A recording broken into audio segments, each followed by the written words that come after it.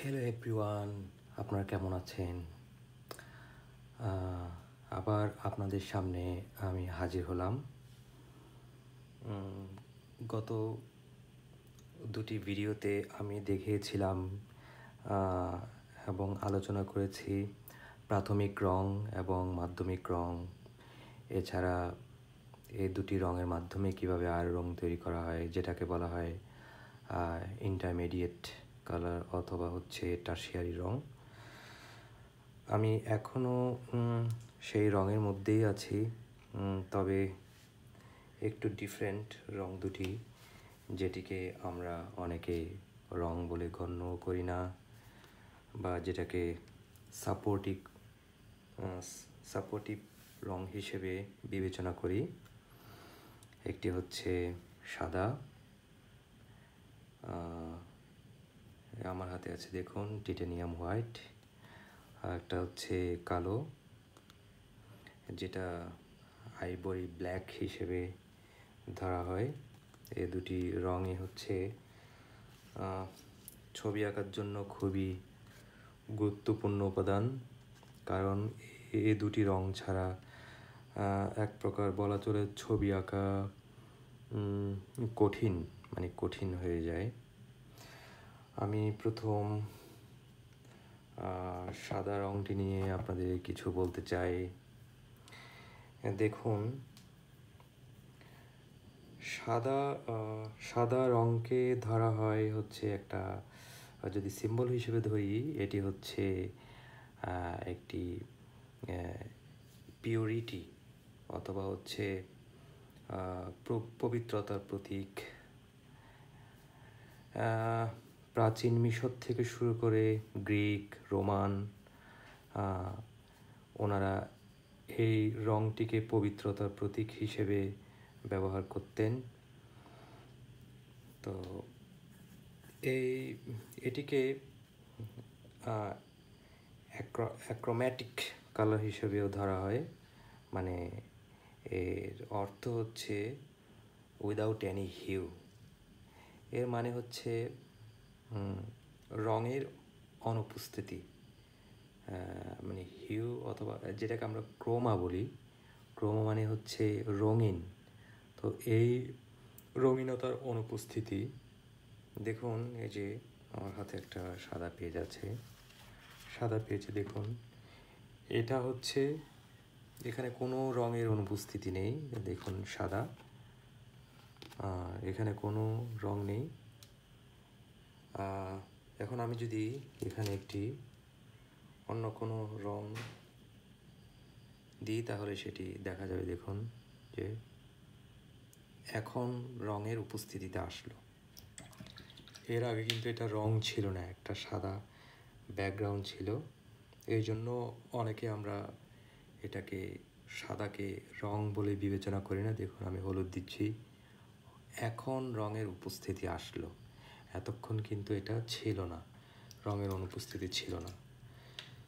এটা হচ্ছে যদি আমি সাদাকে কালার হিসেবে বিবেচনা করি, তাহলে বলতে হবে this is the most brightest colour in the world. এবং সাদা, যদি পৃথিবীতে প্রথম কোন রঙটা ছবি আঁকার কাজে ব্যবহার হয়েছে এটা বিবেচনা করা হয়, তাহলে সেটা বলতে হবে সাদা। পলিওলিথিক যুগের শিল্পীরা সাদা চক দিয়ে কিন্তু প্রথম ড্রয়িং করা শুরু করেছিল। তো অবশ্যই সাদা একটি গুরুত্বপূর্ণ রং ছবি আঁকার জন্য। এবার আমি আসি হচ্ছে কালো রঙে।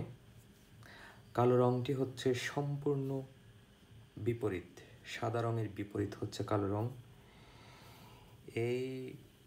এটাকে একদিকে ডার্কনেস অথবা হচ্ছে অশুভর প্রতীক হিসেবে ধরা হয়, আবার দেখা যাচ্ছে শোকের রং হিসেবে এটাকে বিবেচনা করা হয়। এটাও অ্যাক্রোম্যাটিক কালার হিসেবে বিবেচনা করা যায়, যদিও কালো রং কিন্তু তৈরি করা সম্ভব। সাদা রং যদিও বেসিক কালার, মানে হলুদ, লাল, নীল, এগুলোর মাধ্যমে তৈরি করা সম্ভব না, এটা সরাসরি পিগমেন্ট থেকে আসে। কিন্তু কালো রঙটা তৈরি করা সম্ভব। যদি সব রং মিশ্রণ করা হয়, তাহলে কালো রং তৈরি করা যায়। সব রং মিশ্রণ করা লাগবে না। যদি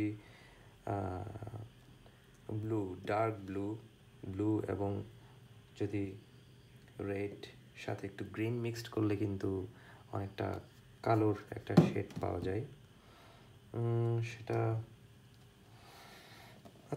সেটা আমি পরে অন্য একদিন দেখাবো, কিন্তু আজকে কালো রং নিয়ে আরেকটু আলোচনা করি। এটা হচ্ছে, দেখুন এই রংটি মানে যেখানে এই রংটি এমন একটি রং যে রংটা ছাড়া আপনার ছবি আঁকা সম্ভব না। এটা একটি সাপোর্টিভ রং। এটা আপনাকে ছবি আঁকার হচ্ছে আপনি ডার্ক মানে যখন শেড ক্রিয়েট করবেন তখন এই রংটি আপনাকে সবচেয়ে বেশি হেল্প করবে। আপনি যত ডেপথ ক্রিয়েট করতে চাইবেন এই রংটির মাধ্যমেই করতে হবে। সো এটি খুবই গুরুত্বপূর্ণ একটি রং। আমি আপনাদেরকে দেখাবো এই রং দুটি কিভাবে ছবি আঁকার ক্ষেত্রে কাজে লাগে। এই যে আমার প্লেটে আমি অলরেডি রং নিয়েছি। এখন আমি দেখাতে চাই এই দুটি রং। প্রথম মনে হতে পারে দুটি রঙই কিন্তু বিপরীত। একটা হচ্ছে শুভ জিনিসের প্রতীক, আর একটা হচ্ছে ডার্কনেস অথবা শোকের প্রতীক। কিন্তু দেখুন আশ্চর্যের বিষয় হলো এই দুটি রঙের মধ্যে আবার এমন একটা সম্পর্ক রয়েছে, এই দুটি ছাড়া কিন্তু আপনার ছবি আঁকা তো অসম্ভব। এছাড়া এদের মধ্যে একটা কেমন জানি মিল রয়েছে, মানে যেমন হচ্ছে ভাই বোন এরকম এই ধরনের মিল। দেখুন এই দুটি রঙের মাধ্যমে আপনি চাইলে গ্রে স্কেলে অনেকগুলো কালার কিন্তু তৈরি করতে পারবেন। আমি আপনাদেরকে একটু দেখাই কিভাবে তৈরি করা যায়।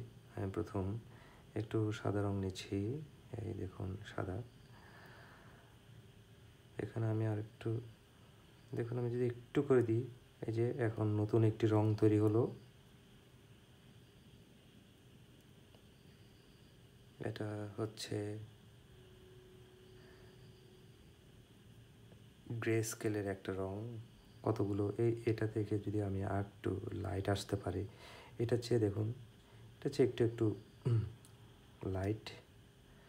এখন এইখানে যদি আমি আর একটু দিই, এটা হচ্ছে আর একটু ব্রাইট হলো, তিনটা শেড তৈরি হলো। এখন এখানে আর একটু দিলে সেটা আরও লাইট। এই যে আমি এখন যে কাজটা করছি এটার নাম হচ্ছে ডার্ক টু লাইট। এটাকে বলা হচ্ছে লাইটার ভ্যালু। এই যে কালার যত লাইট হচ্ছে তত এটা লাইটার ভ্যালু। আপনার যত দেখেন, আমি আরেকটু, এটা আরও লাইট হচ্ছে, আরও লাইট প্রয়োজন হলে আরও লাইট দিবেন। দেখেন এটা হচ্ছে আরও লাইট হচ্ছে। এইভাবে চাইলে আপনি আরও অনেকগুলো শেড তৈরি করা যায়। এটা হচ্ছে ডার্ক থেকে লাইটে আসলাম। ছবি আঁকার ক্ষেত্রে ঠিকই এই কালারটা এভাবে কাজ করে। আপনি যখন কোনো কিছু করতে চাইবেন, আপনাকে ডার্ক টু লাইটে আসতে হবে। আবার চাইলে আপনি ঠিক সেমভাবে ভিন্ন কাজটা করতে পারেন। আপনি চাইলে আবার লাইট টু ডার্কে আসতে পারবেন। এই যে দেখুন আমি এখন ঠিক উল্টাটা করব। এটাকে এবার একটু একটু করে মিশিয়ে চাইলে বাড়ানো যায়, এটাকে আর একটু ডার্ক করা যায় এইভাবে। এখন এটাকে বলা হচ্ছে ডার্কার ভ্যালু, মানে জিনিসটা আস্তে আস্তে ডার্কের দিকে যাচ্ছে। দেখুন এটা আরও ডার্ক হবে। এখানে যদি আমি চাইলে আরও ডার্ক করতে পারবো, এটা আরও ডার্ক হলো। এই যে দেখুন এটা হচ্ছে ডার্ক টু লাইট, আর একটা হচ্ছে লাইট টু ডার্ক। এটা হচ্ছে ডার্কার ভ্যালু, মানে এটা হচ্ছে আস্তে আস্তে লাইট থেকে ডার্কের দিকে আসা। তো ছবি আঁকার ক্ষেত্রে এই দুটি রং এইভাবে কাজ করে। যখন আপনার কোনো লাইট ভলিউম ক্রিয়েট করার সময় যখন লাইট ক্রিয়েট করবেন তখন এই জিনিসটা হচ্ছে এইভাবেই কাজ করবে। আমি একটা জিনিস তৈরি করে দেখাই কিভাবে এটা ছবি আঁকার ক্ষেত্রে গুরুত্বপূর্ণ। দেখুন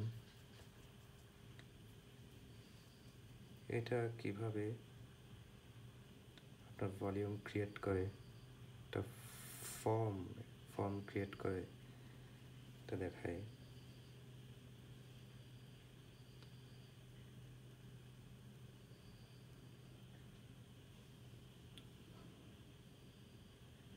তো ব্ল্যাক অ্যান্ড হোয়াইট রঙটা এমন একটা রং,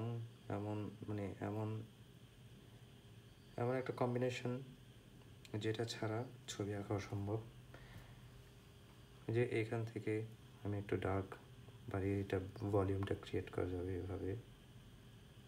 এই যে ভলিউমটা ক্রিয়েট হচ্ছে, যে মাঝখানে একটু লাইট রেখে দিব,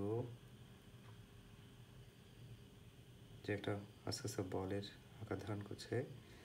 দেখুন ওদের সম্পর্ক যে বললাম ভাই বোনের মতো, দেখুন ওরা দুইটা রং মিলেই হচ্ছে একটা নতুন যে সৃষ্টিটা করছে, কিন্তু ওদের একটা মিশ্রণের মাধ্যমেই কিন্তু তৈরি হচ্ছে। তাই এদেরকে আসলে বলা যায় না যে হচ্ছে মানে এদের সম্পর্ক অনেক খারাপ। দেখুন ওদেরকে বলে শুভ অশুভের প্রতীক হিসেবে ধরা হলে দেখুন যে কিভাবে একটা দুইটা রঙের মিশ্রণে কিন্তু আমরা একটা নতুন জিনিস পেলাম, মানে একটা ভলিউম ক্রিয়েট হলো।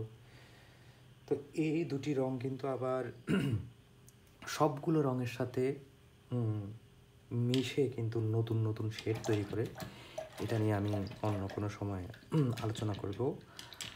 আজকে সাদা কালোতেই থাকলাম। আশা করি আমার এই ভিডিও আপনাদের ভালো লেগেছে। সবাইকে ধন্যবাদ।